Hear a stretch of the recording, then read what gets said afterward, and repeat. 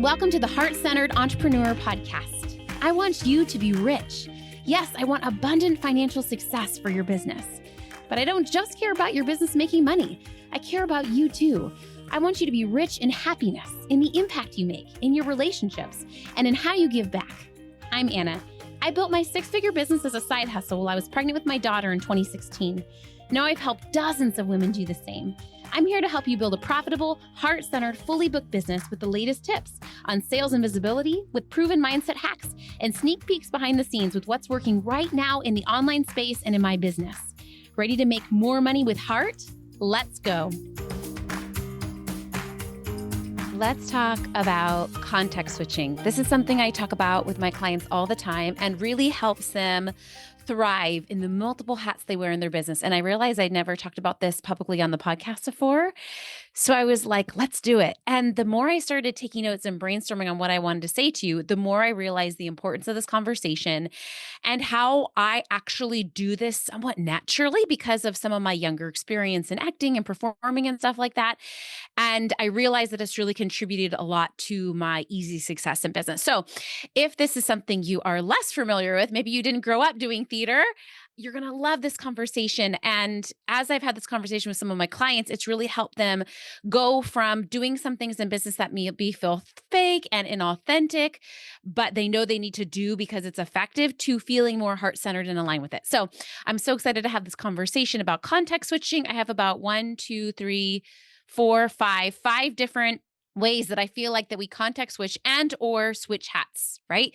What is context switching? Okay, so when I hang out with my kids, I might act a certain way. And when I hang out with my girlfriends, I might act a certain way or use a different, maybe I like swear more with my girlfriends, right? I don't think that actually this is it being inauthentic. I think it's just that we have different contexts with which we live. I mean, I think it can go awry in the sense that I feel like when I first came online, I did context switch too much. I did filter myself too much because I felt like who I had to be online was maybe polished or professional or not offend anyone, right? So in some ways, I think context switching can mean that we're filtering ourselves.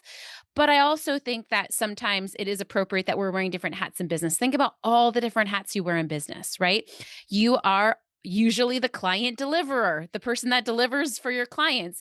You are the salesperson that hops in a sales call. You are the marketer. You're creating the content. You're often the tech support when someone can't get into the back end of their course.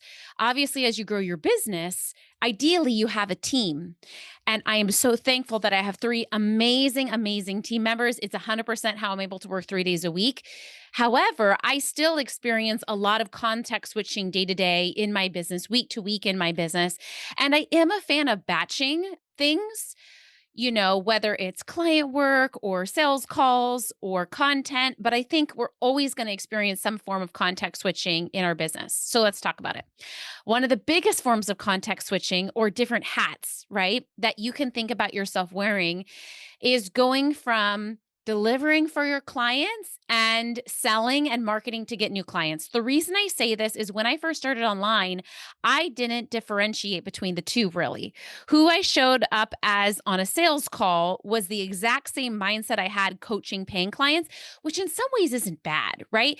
Because at the end of the day, like I really think as a coach, my skills as a coach, listening, reflecting, asking good questions, helping someone come to their own conclusions that is aligned to them and their intuition. All of that is really good in sales. In fact, I teach a lot of women in sales to bring out more of their coaching ability, right? However, I think I was used to be like on sales calls, for example, more concerned about getting them value, getting them breakthrough, kind of like proving how good I was as a coach instead of the point, like when you have a sales hat on, what's the point of a sales hat? Whether you are on social media doing Instagram story, whether you are on a sales call, whether you're writing a sales email, the point of that, if you were only the saleswoman, if you were only the marketer, your goal would be to get that person to buy. That's only your goal, right? Your only goal. And then once they cross that line and once they are a paying client, then your coach hat or your website designer hat or your whatever hat comes in and then takes it from there and delivers a great product or service and they're happy and they return as a paying client. right? The reason this is so important, and I've seen this a lot for my done for you, let me talk about the lens of a done for you provider selling and then a coach or consultant. I find a lot of times when someone is selling a website or a copywriting package or an OBM package, right? They are so focused in on what does this person want when it comes to this thing I'm delivering, a podcast, whatever, right? Instead of zooming out bigger picture and being like, what does this person want and need in general? And then how do I make what I offer fit into that, right? As a coach, it can be so easy to want to, or consultant or a course provider, right? Want to, in order to not have an unhappy client, we want to like almost give them too information or ensure that they know everything, or, right? Our own securities often get in the way. Instead of, I did another podcast episode on really making sure you're getting clear on their desire and then also making sure that you are asking further questions and not over explaining, not over talking, just really being like, okay, what's your biggest question, right? And just again, getting people to the finish line. The reason this is important is because once someone has paid you money and committed to your program, then there's a different level of commitment and readiness to do the thing. Have you ever committed to something, but then kind of waffled on the decision, whether it's been a vacation or quitting your job or whatever it is, right? I know for me, I've made decisions before, but then kind of like gone back and forth on like, I've kind of been executing on the decision, right? Maybe like deciding to travel to a certain country and I'm kind of researching hotels and flights, but I'm also kind of being like, ooh, maybe it should be a different country. If you are thinking about going to Ireland, right? But you're also thinking about going to Spain and you're also thinking about going to Costa Rica, right? Before you research hotels in each of those countries, you first have to decide which country you're going to, right? Otherwise, all of that energy researching hotels is wasted. I find that when we don't make someone commit to the sale first and we spend too much time in the minutia, it really is counterproductive, not just for us, but for them, right? Their first decision is, do I want to go? Let's say it's a health coach. Do I want to go all in on my health for 90 days? Yes or no? They have to really decide that before what's my exercise plan? What's my nutrition plan? It starts to get really wonky when we're not in decision. And you know what's interesting is I even take this concept when my clients are paying me, once they're a paying client, if I'm noticing that they are kind of taking action, but they're not quite decided on it, like maybe they're like, I do want to sign three more clients, but they're like a little wonky because maybe they're scared about having to manage three more clients or something like that, right? I really try to pull them back to the decision because making a decision and getting clarity is a lot of work and a lot of mental energy. And if we are trying to do that and also take action, right? And also, we don't even know what action to take if we're not decided on the decision. So, this is where I feel like things really shifted for me in sales, where I saw my job as getting someone to the decision and really taking off my coaching hat and really helping someone, even if it's a no to working with me, right? But really helping someone get to their decision, which in general is different than what you're going to do once they're a client, once they've bought in, right? Not only to working with you, but also to taking the transformation, to being like, yeah, I am going to work on my health for 90 days, even though it's going to suck a little bit, right? In the end, I'm going to enjoy it. So I really am going to commit to this. And this aligns with me. This feels good to me. So that's one of the biggest shifts I feel like that benefited my business was really separating like, who am I as a coach and who am I as a saleswoman? Yes, they're going to be related skills. Yes, of course, I'm still going to operate with heart and in integrity, but who I am as a marketer and as a saleswoman, I think about this. I tell this to my mastermind girls all the time. If I were your saleswoman and I would your marketer, I would do a better job because I so believe in who you are and what you offer. Like, I believe in your skill set. You have imposter syndrome. You don't have confidence, but I believe in what you offer and who you are so much that I would sell it and market it in a compelling way because I so believe in that, right? When we lack confidence or we're nervous or we want to do good for our clients, we're not always our best sales and marketer, right? But think about how your best friend would sell you. That's really the energy you need to channel. And so when you are your own marketing and saleswoman, you really have to channel a different form of context. You really have to put that inner critic on pause. And you really have to think about the other people are consider buying from when they're comparing it to you, right? I hear you saying like, yes, I want to be a health coach, but what if I can't promise they lose weight? Or what if blah blah blah? Yeah, but guess what? The other health coaches out there can't promise it either. And I'd much rather them work with a heart-centered health coach that maybe has a little bit of lack of confidence selling and marketing than someone else out there, right? That's really what made me more aggressive in my sales too as a business coach, is realizing how many, I think when I saw unethical business coaches, it used to make me shy away from selling, instead of like, no, it should actually make me more brave to sell, because I would rather someone hire me, because behind the scenes, I show up like 1000% for my clients. Like I am there. Like it's us heart-centered people that have a hard time selling and marketing, but also we're the best people to buy from because we care and we deliver and over deliver, right?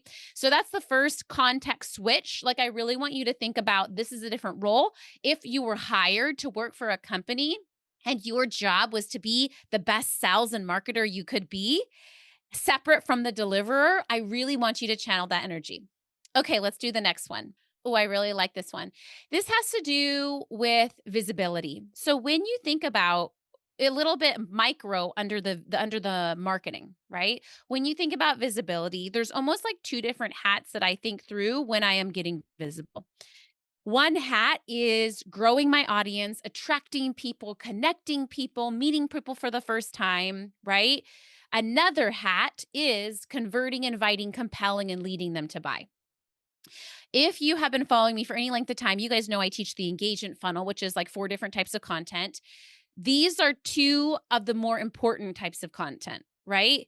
Towards the beginning, it's just, I think heart centered entrepreneurs actually don't do this enough, which is ironic because often heart centered entrepreneurs don't want to sell and be spammy in their content. And this type of content is the least spammy, right? It is just literally connecting. Whether you're in a Facebook group and you're just writing a post, like maybe you target moms and you do a post and be like, hey, who are the moms in here? How old are your kids? Right? Maybe you are doing a poll on your Instagram stories and you're like, hey, what are you guys up to this weekend? Are you going to chill or are you going to, be active and adventurous? Like just polls, connecting, engagement, going to your friend's barbecue and getting to know people. What do you do for a living? Right? This sort of like connecting, attracting, growing, maybe giving a little bit of value is such an important form of content, but requires a different form of energy or context switch from the type of content that's more conversion focused, inviting, compelling, leading, letting people know, number one, I'm an awesome provider. Number I bring a lot to the table, almost like a resume where you're like, this is what I've accomplished. This is why you should hire me. This is my program. This is how amazing it is. Here's my client results, right? This is why you should be purchasing from me and not Susie down the street. And really having that strong, compelling energy is a different energy, right? And I really think we need both in our visibility. And I would challenge you to ask yourself, which is the one that I need more of, right? For me, the energy of like growth, attraction, connection is much more like you're turning up the volume on your magnetism, right? You're just, I want you to close your eyes and think for a second. Like, think about a time where maybe you've shown up somewhere and you just like felt in the flow. You felt in your groove. You felt like radiant and sexy. And like, I'm like doing my thing, right? Maybe for you, it's like a little, like a small group setting, right? Just with some girlfriends at dinner, right? Or girlfriends hanging out at your house. Maybe for you, it's like performing on the stage and dancing. You guys know I love to dance, right? But I want you to think about the times when you have felt like people are drawn to you. And if you are in a season of survival or depression or frustration or whatever, you might be like, this is a little far reaching, Anna. It's been a minute since I felt radiant. And I think the thing about radiance is we don't need anyone, even though I'm saying like you want to be magnetic. It's almost like an energy we feel from within. Right? And I feel like for me, attraction marketing is it's not bad to do like direct outreach. If you listen to my podcast episode on like lazy marketing versus, I don't remember what I called it, lazy marketing versus something, but basically I was trying to argue to tell you to do the lazy marketing option, right? But the thing with lazy marketing, if you don't want to do a lot of direct outreach, you need people coming to you. And if you want people coming to you, you have to be magnetic. And if you want to be magnetic, you have to be in your element. You have to enjoy being in your presence. It doesn't mean you have to look or be a certain way, but it just means that you are comfortable and confident and radiant in your own skin. I have been in seasons of life where this has been difficult, but I think the more you're able to set boundaries, remove people from your life that aren't a fit, make shifts in your business so that it feels aligned, remove clients that aren't aligned, like really refine down and simplify the more you naturally feel that way. But I think it could be as simple too as like, for me, like wore pigtails this morning and I put in my daughter's hair clips, right? For some people, they might be like, oh, you look young. But for me, like, I like a youthful vibe. Like I've always been a little bit youthful. I've always been a little bit like I sit cross-legged on the floor. Like that's just who I am. Like I'm not super like elegant or refined. Like and I feel like I can still be magnetic and radiant when I am feeling good about me. Maybe for you it's different. Maybe for you it is like curling your hair and wearing a more sexy top, right?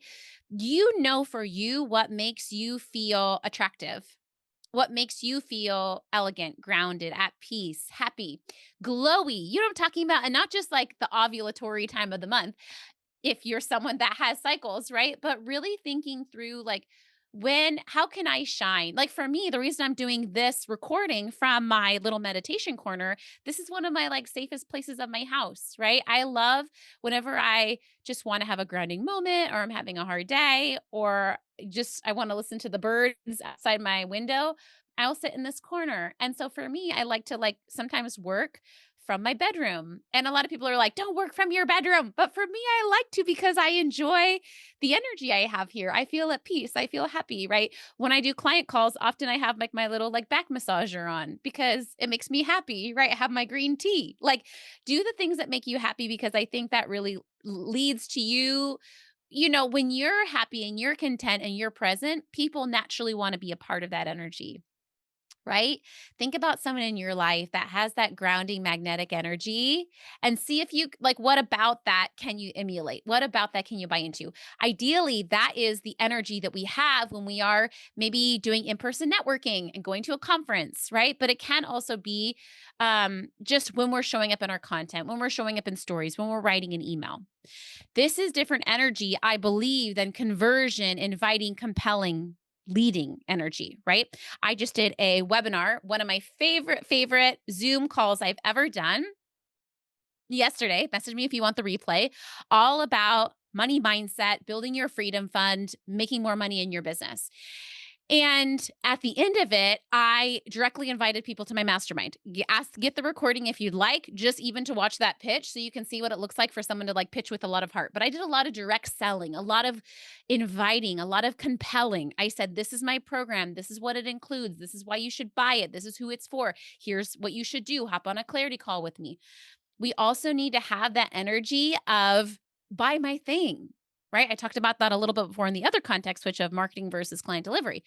But I really think in our content, we have to figure out how to channel both and the appropriate venues for each.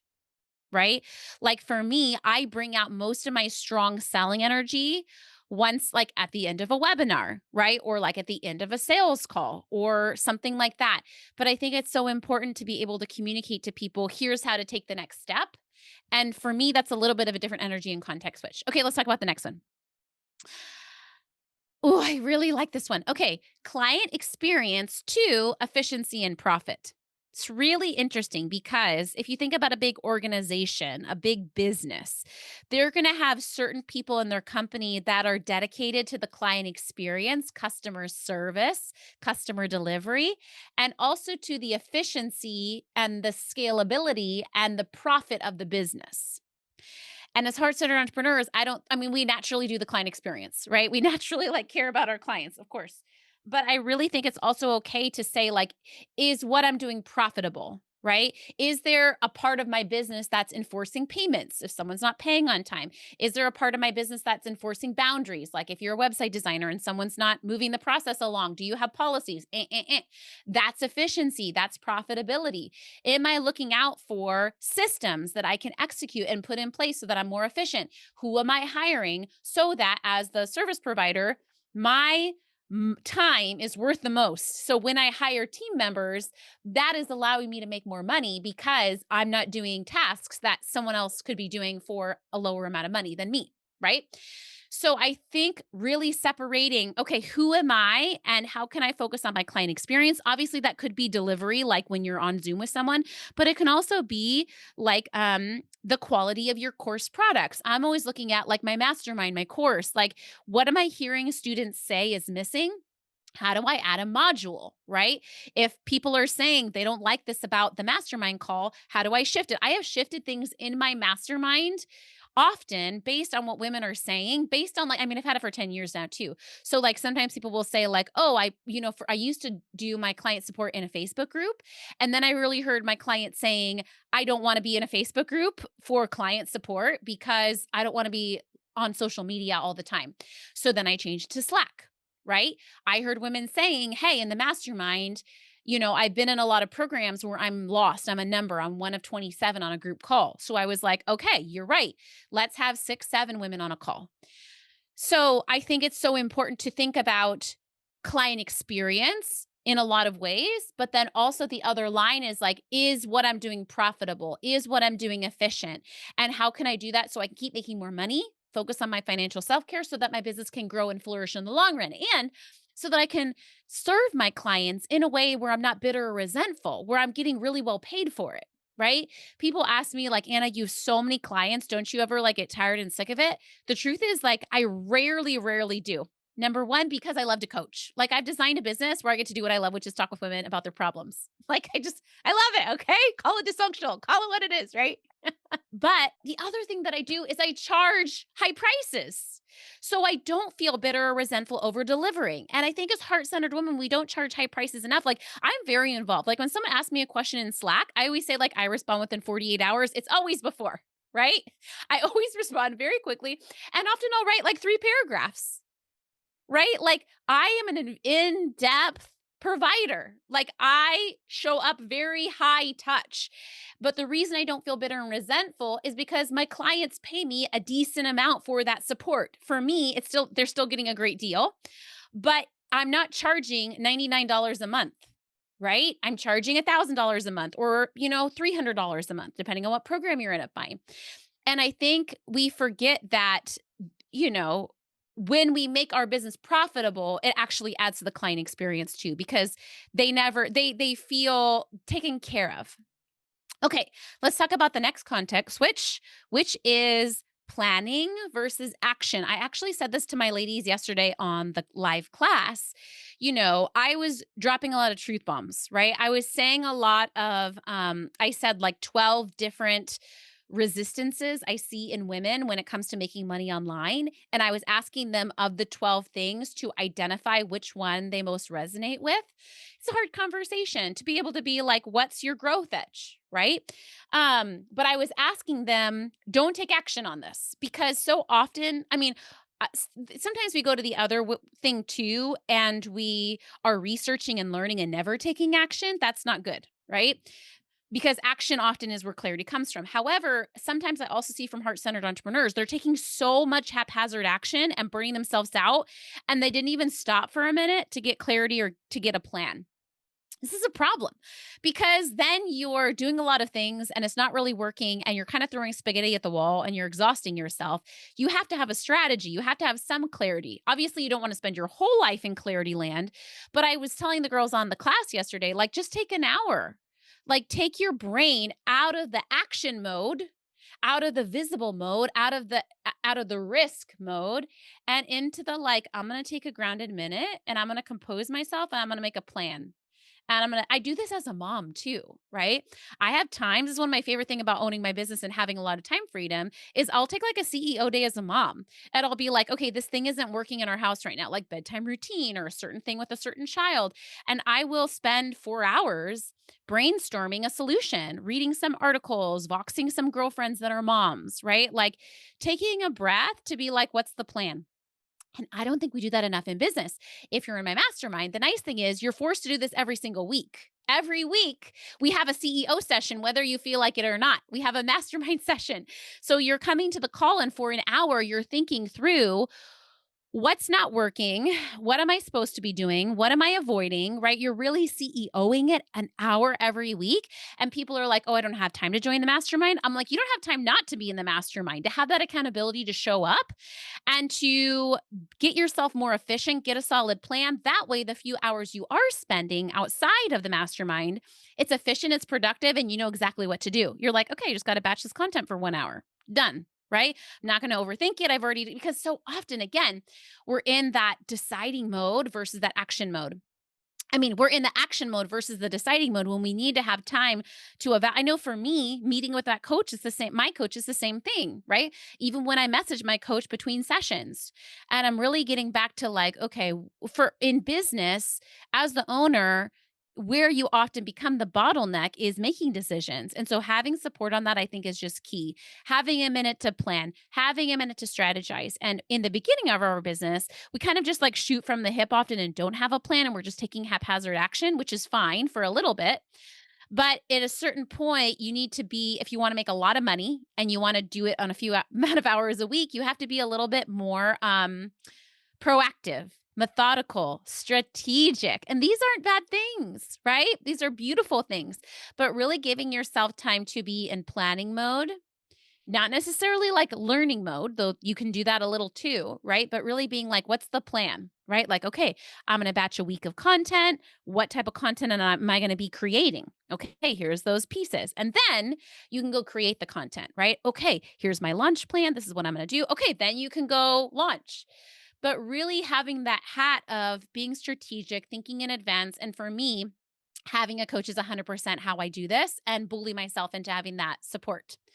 Um, then the other role, of course, is action, which is taking the idea, taking the plan and bringing it to life, getting visible, connecting with people, doing the thing. Both are important, but I find that often my clients will gravitate towards one or the other, and I have to really like push them into the other one. Maybe they are taking action, action, action, but aren't taking a breath to like actually do a plan, or maybe they're planning and learning. And I'm like, okay, now you actually need to get out there and do the thing. So realizing that it's just like a different energy, each of those roles. Okay, next one more. And then I want to hear from you if there's any that you think I missed when it comes to context switching is life and business. Context switching from life and business. And this is an interesting one because I think we start businesses often because we don't like our job and we want a business that doesn't feel like work, right? But I find that like as most of my clients grow and scale their business, there are parts of your business that still feels like work, right? Where you have responsibility, where you still need to show up, where you need to plan, where you need to show up for your team. Obviously, ideally, your business is way more aligned than a day job, way more flexible, way more free, way more profitable, way more value driven. But in many ways, it still is work. And I find the more that I treat my business like a business, the more that I treat it like work, where I'm like, okay, I'm going to show up Tuesday, Wednesday, Thursday, 8 a.m. to 3 p.m. I'm going to give it my all. I'm going to do my best not to cancel my work on Tuesday, Wednesday, Thursday. And maybe I'm like not in the mood, but I'm still going to show up anyway because I show up for my business. Like when I bring that energy, I find that I thrive the most. And women don't want to hear this because they're like, oh, I got into business to like have freedom, right? But I find that women that have too much lucidity between business and life, they actually don't enjoy either. Because then when they're working, they're kind of like letting their life bombard their business time and it kind of feels overwhelming and they're almost using that as a procrastination tool. Right. I've done that before too. I need to fold my laundry right now instead of work on this thing. Or vice versa, when they're out living their life, they're thinking about their business. They're worrying about their business. They're checking their client Slack. Even though they don't respond right now, they're opening it and reading it and thinking about it, right? And it just creates a lot of like fusion that's not necessarily a good thing. I always say just because you can multitask doesn't mean you need to or that it's good for you. So there have been eras in my life like when I was breastfeeding, when I was basically a mom 24/7, where I did enjoy doing some client stuff from my phone. But in general, I think it serves most women, most business owners to have a context switch between life and business, right? To say, this is my time when I'm in business and I'm only focusing on my business. And for me, it kind of serves as like a healthy escape. I actually really enjoy it. I'm like, I'm on this client call and I love these women and I love coaching and I love getting women breakthrough and I enjoy it. I'm just there in that moment. I'm not thinking about my other life problems, right? Or my other, life goals or my other life like passions or hobbies. I tell myself like, okay, you can't watch bachata dance videos right now on YouTube even though you want to, right? And then similarly, once I'm done with work, taking client support off my phone, not checking into my email. Or if I do check in at night, I'm just checking in for 20 minutes. I'm doing it from my desktop computer, and then I'm going back to life. I'm putting my phone in the cupboard or in the bathroom, or I sleep with my phone in the bathroom because it's kind of close to my bedroom, but it provides a separation, right? I think that separation and that context switch between life and business, women don't do it enough. And it actually leads to more passion and happiness in both. I find that I'm happier in my life when I shut my business out, even though I'm a little curious or maybe I have a little anxiety over like, but I should check my email because what if I wake in the morning and it's almost like a slot machine where like maybe you'll get a great email like someone pays in full, maybe you'll get a horrible email like someone's upset, right? And it's really being able to self-soothe and trust yourself, like, I can deal with that in the morning, and I'll actually be able to deal with it better if I check it at a time where I can, be present, right? If I can check it at a time where, I can be fully recharged. Allowing yourself to really enjoy your life and allowing yourself to enjoy your business and switching between the two. The best advice I can give you for this is making sure that you have clear business hours.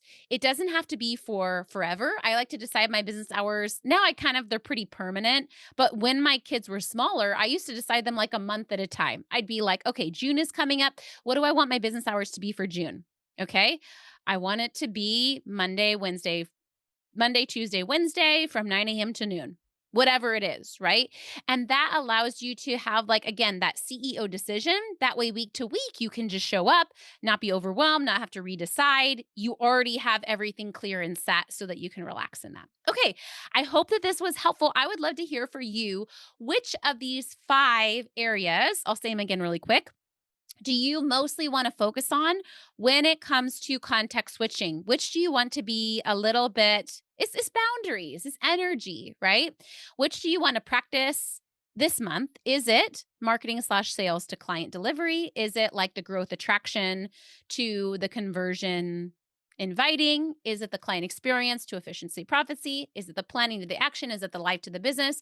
Just pick one. Like, which is the one that you want to play with better boundaries around this month. And the cool thing is, this will lead to more efficiency in your business, more happiness, more. The thing about boundaries is we don't want to do them because we're like, I want my freedom. But I find that boundaries lead to freedom. Structure leads to relaxation. This is what it won't cost you anything except for discipline, but it's going to unlock more income potential, more peace, more radiance, more happiness. I feel like I do pretty good at all five of these areas, you guys. And I feel like, that's what I was going to say. I grew up doing a lot of performing, which, if you think about it, when you do a performance, that's a pretty big context switch. You're a character on stage when you're in theater, and then you're a different person in your actual life, right? And so I feel like putting on different roles and doing that all through my childhood really helped me be able to embrace different roles in life, in business, again, without being fake or inauthentic. But I feel like I do all these context switches pretty easily, which helps me, which I think is why I've been able to make money on a 3-day work week. Right? I feel like the more money you want to make and the less time you want to make it in, like if you want to make like $300,000 a year on 3 days a week, you have to be pretty efficient, right? And context switching is efficiency. Okay, let me know which one of these is the one you want to focus on. I would also love to invite you to the mastermind. If you're listening to this, we have about 6 more weeks left until the next round of the mastermind starts, and over half the spaces are already full. I'm super excited for this next round of women. The mastermind is a program that I have run. It is the heartbeat of my business. It is the program that I love most in my business. It is my private clients. There's about 12 of them each round. We divide into 2 pods, and there's 3 calls a month. We have small group mastermind calls where you are bringing up your current challenge when it comes to signing clients, making money, scaling your business, hiring team, launching your group programs. And I'm coaching you in real time. And also, I lead quarterly planning sessions so that you have a map for your marketing and sales plan and your income projection. We do money mindset quarterly retreat planning sessions, visioning sessions. We have a guest session. I am in Slack with you, coaching you, supporting you. And it's just a great group of women. Sometimes they co-work together. And a lot of them, even after the mastermind wraps up, like stay biz besties and stay connected. And it's just really beautiful. I see it as a time of 6 months of taking your sales and marketing seriously, especially if you're wanting to make multi six figures on a 3-day work week. Like there is no better mastermind out there for this. And the women in this program are so high vibe. Like they're just amazing, amazing women that really want to make a lot of money, but they want to do it with a lot of heart, with a lot of value, with a lot of boundaries. I have a lot of success stories because I have run this program over 10 times now. So women that came in making a few $1,000s, left making over $10,000 recurring, lots of different success stories based on different businesses. I have had women do that have done for you businesses in this program, consulting, coaching businesses. So if you tell me what your business is, I can give you a success story based on that. Feel free to book a 20-minute clarity call if you'd like to chat with me about the mastermind. If you book this week, I'm doing a special right now where you get a 30-minute one-on-one bonus strategy session. And in June, we're also doing a money mindset workshop and private only for the mastermind girls. I'm really excited about that journaling type session. So sign up, grab your space, come ask me a question. Also, you can hop on a 20-minute clarity call if you're interested in depositing for a January space. Some women plan in advance and say, okay, I'm not ready yet, but I think I do want to do it in January. So hop on a call. You will not waste my time. I would love to chat with you and really help you vision for leaving overwhelm and creating a super profitable business on part-time hours. Okay. Thank you for tuning in today. I would love to hear what your biggest takeaway was, if you had an aha moment. And again, most of all, which context switch do you want to get better at? I would love to hear it. Thank you for joining me. Thanks for hanging out today. Please hit that subscribe button so you can make sure to stay updated anytime a new episode drops. And I would love for you to join me in my free Facebook community. It's called The Heart-Centered Entrepreneur. We discuss the podcast episodes. I regularly go live and do free trainings. And you may even meet your newest biz bestie. So you can join at heartcenteredcommunity.com. It's absolutely free, and I cannot wait to see you in there.